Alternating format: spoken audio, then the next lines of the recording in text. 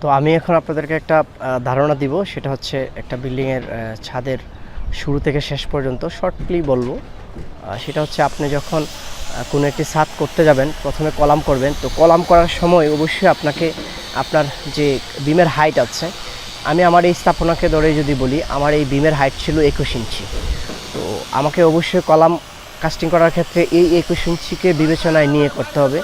যদি আমি কম বা বেশি করে ফেলি, পরবর্তীতে শাটার করার ক্ষেত্রে সেটা আমার অনেক বেশি সমস্যা হবে। যদি আমি বেশি করি তাহলে আমার বিমের ক্লিয়ার কভার অনেক বেশি হয়ে যাবে, আমার বিম প্লেস করতে অসুবিধা হবে। যদি আমি কম করি, পুনরায় আমাকে শাটার করে কলামটাকে কাস্টিংয়ের ব্যবস্থা করতে হবে। এই কলাম কাস্টিং হওয়ার পরে আপনাকে প্রথমে করতে হবে বিমের শাটারিংয়ের কাজ, যেটাকে আমরা বাংলায় বিমের তলা কাঠানো বলি। বিমের তলা কাঠানো অবশ্যই ওয়াটার লেভেলে আপনাকে তলাগুলো সেট আপ করতে হবে।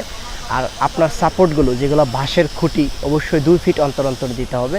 কখনোই 2 ফিট অন্তর অন্তরের চেয়ে বেশি হবে না, 2 ফিট দিয়ে দিতে হবে।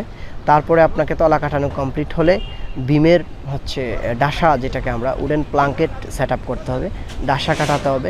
এই ডাসাগুলোকেও 2 ফিট ডিস্টেন্স পর পর সেট আপ করতে হবে। তার উপর দিয়ে আমরা হচ্ছে যে সমতল তক্তা মারা হয়, সেই তক্তাগুলোকে মারবো। অবশ্যই তক্তার থিকনেস মিনিমাম 1 ইঞ্চি এবং ওয়াইডের দিক দিয়ে 6 ইঞ্চি হতে হবে।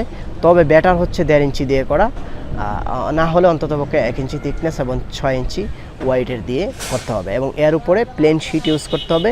প্লেন শিটের অবশ্যই আপনাকে রিইউজ যে মোবিল অথবা তেল, পুরনো তেল, বিশেষ করে আমাদের দেশে যেহেতু মোবিল ইউজ করা হয়, পুরা মোবিল, তো আমরা সেটাই ইউজ করি। এতে করে আপনার সারফেসটা স্মুথ হবে, আপনার প্লেন শিটের সাথে ডালাইটা হচ্ছে লেগে যাবে না। তো এটা আপনার জন্য ডালাইয়ের স্মুথ আনার জন্য খুবই কার্যকরী। প্লেন শিট এবং কাস্টিংয়ের মাঝে একটা ভালো সম্পর্ক তৈরি করে রাখে। আর পরবর্তীতে আপনার রডগুলো বিমের প্রথমে হচ্ছে বিমের রড বাইন্ডিং হবে।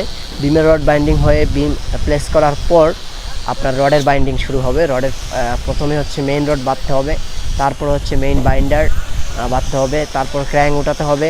ক্র্যাং মেইন বাঁধার পর আপনাকে হচ্ছে এক্সট্রা টপের কাজ করতে হবে, যেই কাজটা অলরেডি আমার প্রজেক্টে চলতেছে, এক্সট্রা টপের কাজ।